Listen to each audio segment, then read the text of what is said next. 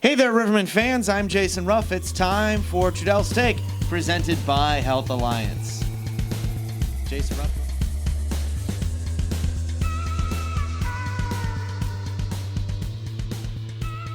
Jason Ruff joined once again with Rivermen head coach Jean-Guy Trudel. Guy, Rivermen start off 1-0 against the Quad City Storm, but you weren't there.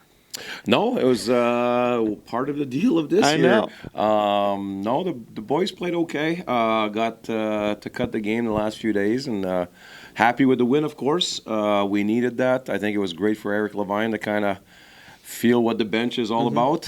He told me his knees shook quite a bit, but I think it's a great experience to have in a win, and even all the mistakes we've made. That I always say, when you make all those mistakes in a win, it's a lot easier to teach and a lot more positive. So we got the win, we got what we had to do, but we know we have a lot of work to do here to get better. There's a lot to unpack there. Let's dive into it. First and foremost, is it any more difficult to dissect a game when you haven't been able to watch it live, when you're just watching it on the TV?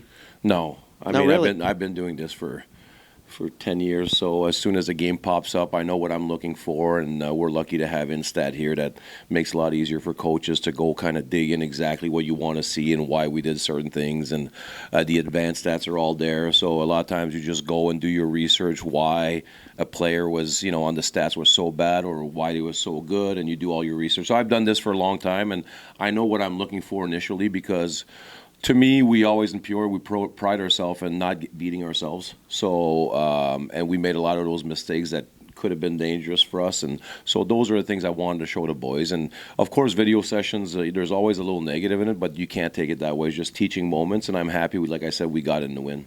Can you imagine coaches, say, 10, 20 years ago when they didn't have that ability? If they weren't at the game, they didn't really have much video to go off of. No, it was tough. And I remember even when I played juniors, we used to have the old VCR, and it was just like rewind back.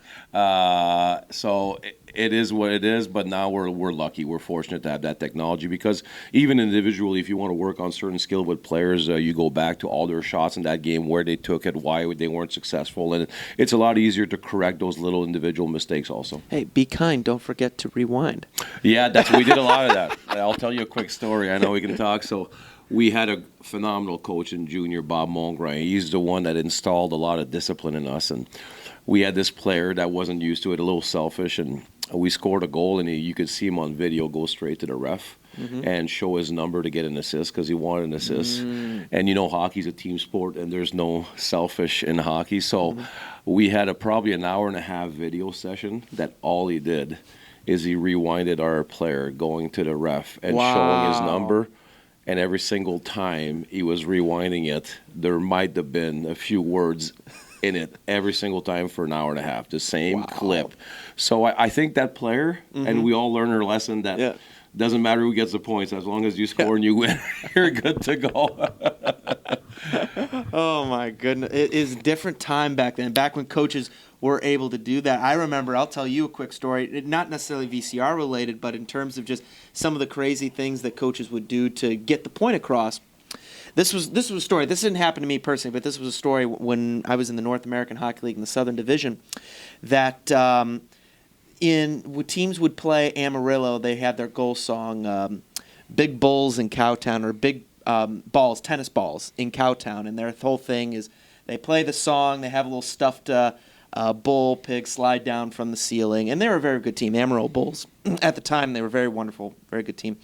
The Corpus Christi Ice Rays went up there, got beat like 8-0, and all the way the drive back from Amarillo, Texas, which is in the panhandle of Texas, to Corpus Christi, which is on the Gulf Coast. It's about, I want to say, like a 9-hour drive, all throughout the bus. That song, "Big Balls in Cowtown," all that song, all the way for 9 hours. Nothing else. Players weren't allowed on their phones. Nothing else. Yeah. Just had to listen to that song. Yeah, all that was the time. that was the old days. We could do a lot of things as coaches that we can't anymore. Yeah, we got a lot of those stories. That's for sure. But speaking on coaches, Eric Levine, first time as an assistant coach, first time behind the bench, he goes into a building and against a team in which he's made so many memories as a player, and he makes a big memory as a coach. How happy were you for him, and what does he bring to this Rivermen coaching staff that you're really excited for? He brings everything that you want from a coach. He's very patient. He understands the game really well. And he's vulnerable sometimes. He can tell players that he made a mistake, and that's what, as a big family here in Peoria, that's what I think we're pretty good at. We know we're all going to make mistakes. It's just about putting it out there and having people helping you. And even in that game, we were lucky. We had players that were out and kind of helping him during intermission and stuff like that. So I'm so happy for Eric. Just a great human being, and I think he's just going to keep getting better and better as a coach. And we're so happy and lucky that he's on board because, like the last few years, he was one of our big leaders in that locker room, and I think the players are really excited to have him back all year here. Yeah, one of those leaders who didn't wear a C or an A.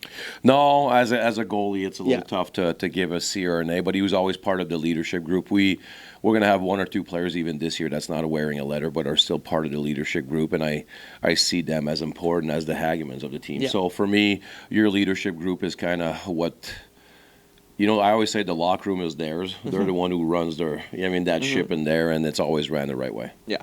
But, of course, did you shoot him a little text after he got his first win? Well, I shot him text between periods. I shot him text, yeah. But as soon as Alex sent me, that's a wrap, because the video is always like 40 seconds late. Yeah. So as soon as I got that, I was really, really ecstatic and Levy was saying, it's your first time. It's nerve-wracking. You're in Quad City. They have phenomenal fans. It's a great building. It's hard to play there. It's hard to coach there. So to get it there, I'm so happy for him, and I think it's just going to get easier as we go on for him. Because you do have nerves sometimes when a game is close like that, and the boys didn't make it easy on him by being close like that and getting scored in 20 seconds. And so Levy did a phenomenal job, and we're happy he's here. Do you remember your first coaching win with the Rivermen? Your first game coaching behind the Rivermen bench? I don't. Really? No. This is now your 10th year of doing this, ninth season. But, no, I'm just looking towards Friday. That's all. I'm just looking. I know it was Bloomington. I'm pretty sure it was Bloomington. I don't remember if it was there or here because we played them so many times that year. So, but no, I just like I said. When you coach for a long time, it's just like it blends in, and every single year you have certain goals that you want, and you just look forward to the next game and get better. Well, he has over 300 coaching wins under his belt. Some of them are going to bleed together a bit. Well, yeah, as a team, some stick out. As a team, we have over 300 wins while I was here because a coach is not much. Like I told you when we got Alec back, I just became a better coach that day. So, you're only as good as your players want to play. So we're lucky here in Peoria. We have a phenomenal group. Speaking on Alec Hageman, how quickly did that whole situation come about? Because, again, last time we did this show, going into the season opener, we were all under the impression that obviously you were going to be the head coach, Alec Hageman was going to be the associate head coach, and then a few days later, boom, it switches up. Alec Hageman is back playing. How quickly did that whole situation come about for you? It came pretty quick because you got to remember, Alec works with me also in the summers. Like we've been together for years, and our hockey school has ran together. Like everything is so. That news kind of came pretty quick and as a shock because I'm not only losing the associate head coach and I'm gaining a player, but I'm also losing a great friend. Over the summers, and that helped me out big time with my camps and stuff like that, and that's great for Peoria hockey in general. Alec did so much for all youth hockey here, and it was kind of a shock. It was quick because I knew they were talking about it, him and Emily, for the last 3-4 years, actually. They were been talking about going back, and I think the family situation got to a point that it made perfect sense for them. And once he told me, like I told you, I was lucky enough, Levy was here for 2 days, and I could have a meeting right away to see, and then we had to present it to Boss to make sure that it's okay with Boss. So it went, I'd say, 3-4 days, and I still, when he told me the next day, I still wasn't sure. He might change his mind, So I was waiting. He's like, no. He's like, I can't. Like, I don't want the team to invest in me if I'm not going to be here coaching ever again after that. So, I'd say 2-3 days, man, turnaround, and it was quick. And when the league approved it, then, it was just, let's go. And then, like I said, he hadn't skated, so it was important for him to, not play in Quad City, kind of get his feet underneath him because, just coaching with skates a lot different than playing. And but he looked good all week. We always know with Alec, it takes him, a few games games. So, but we're excited to have our captain back. Is Alec going to be available for the home opener here this Friday? Yeah, Alec will be here. He'll start playing, every game now. But we also understand he only has been skating for like a week. So, right. We expect, of course, him to be Alec, but not the best version. We just want him to be himself and do his best, and we'll keep growing just like the team is right now. Speaking on this team, a lot of people have told me just how far this team is compared to last year. Where is this team right now compared to this time last year in your estimation? We spoke about that. I think we're ahead of what we were last year, but the difference is the league as a whole is a lot stronger than it was. I feel like last year at the beginning of the year. You look at Quad City. I mean, I think they picked up about 5 ECHL guys that played over 30 games last year, and they have, what did you say, 8 or 9 guys that have 5 years of experience. Yes. So, I mean, every team is like that. I mean, Birmingham are full of stars. All those teams are just have all stars. So, I mean, the league as a whole, I think it reminds me a little bit of the year of the COVID where there's only 5 teams, but the 5 teams were pretty stacked, and I think that's what we're looking at our league right now. Is just our league is growing leaps and bounds over the last 5-6 years, and the talent is phenomenal. And we have a little bit of younger guys this year, but I really have a lot of trust in them that they're going to turn the page and become really good SPHL players, and hopefully one day higher level players. Of the new arrivals, i.e. guys who are either rookies this year or are just coming into the Rivermen system, who stood out to you the most? And you can't say Tristan Trudel. No, actually, I'm proud of that. Tristan's been looking good. My goaltenders. I played against Nick last year, and we pre-scouted him pretty hard, and we got a few goals against him, pretty good. Yep. But you could see there was something really special there. But until you see it in front of your eyes, you're not sure. Same thing for Braden. I watched him last year a lot on tape in Plymouth, and I really liked him. And then when Knoxville signed him, there's nothing you can do. But when he got released, I was like, oh, I remember him watching film on him. And now I see him in front of my eyes every day, and both goalies we're lucky in Peoria. And I'm not saying they're going to always have great games because they're both young goalies, but their techniques, their movement, their confidence, I think it rubs off on everybody, and it's fun to watch because they compete in that, and they make saves and their rebound control is phenomenal. So it's fun to watch. Those 2 goalies to me are really the 2 new guys that I'm really impressed with. That's the big thing you mentioned, rebound control. I was talking with Alec Hageman a little bit beforehand, and I was actually mentioning those goalies, and he said the big thing is the rebound control. Some of the things that would sink the Rivermen last year is the goalies would make the first save, and sometimes it'd be a really good save, but there'd be big, juicy rebounds, especially in the playoffs, that teams like Roanoke, you're going to win a championship, you capitalize on rebounds. They were a very good team at capitalizing on rebounds last year. Yeah, because they drive the net. I mean, and Dan does a good job there. That he's old school, and not old school, just smart. I guess smart school. That they funnel to the net after every single shot, and they got a few that way. And they rebound control is everything. I still think the last 2 years we had phenomenal goalies, but if you ask me, our newer players, those 2 are. There's something else in that, and it doesn't matter if practice is 2 hours, they compete for the full 2 hours, and they look really good. That's good that you want to see, too, young goalies really getting after it for the entirety of the session. Yeah, and the relationships are like we had Barry and Levine for a few, and they loved each other. The same thing with these 2.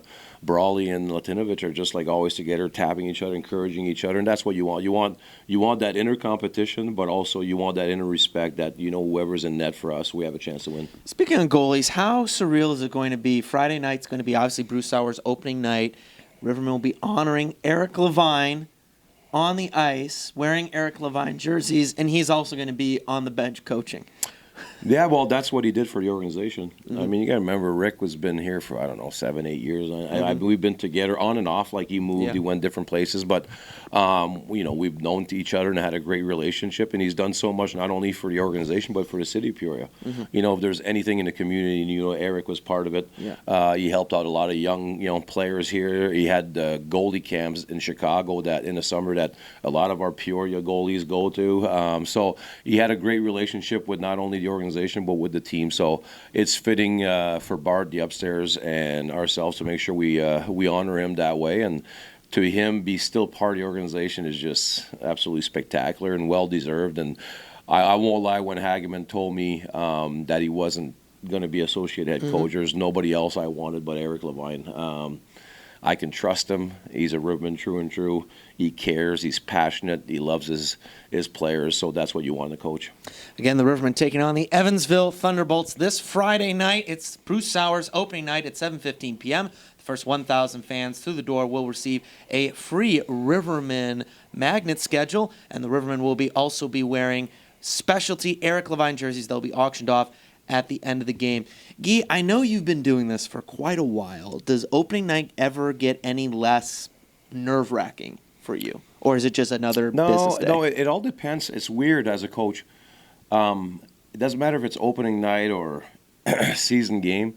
Sometimes I just have butterflies. Sometimes I don't. And it's not the way we practice. Got nothing to do if I have confidence with the players or not. It's got nothing to do with that. I don't know what it is. It was the same as a player.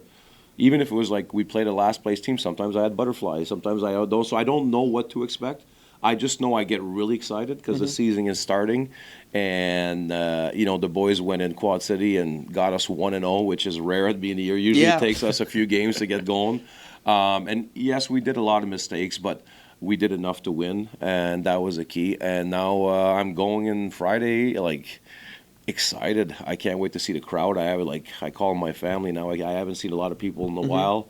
I'm pretty busy in the summer, so I don't have time to see most people in Peoria. So it's kind of nice to just have them all in one building, celebrating Bruce Sauer, celebrating Eric Levine, and the Rivermen hockey. That's our 42nd year now. So it's been wonderful. Yep. And the Rivermen again taking on the Evansville Thunderbolts this Friday night at 7:15 p.m. The boys are back at Carver Arena. Face off at 7:15 p.m. Again, Bruce Sauer's opening night. The first 1,000 fans will receive a free Rivermen magnet schedule and specialty Eric Levine jerseys that look pretty sick. Trust me, they will be auctioned off at the conclusion of the contest.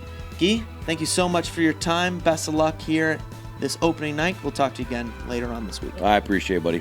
This has been for Rivermen head coach Coach Trudel. I'm Jason Ruff. This has been Trudel's Take, presented by Health Alliance.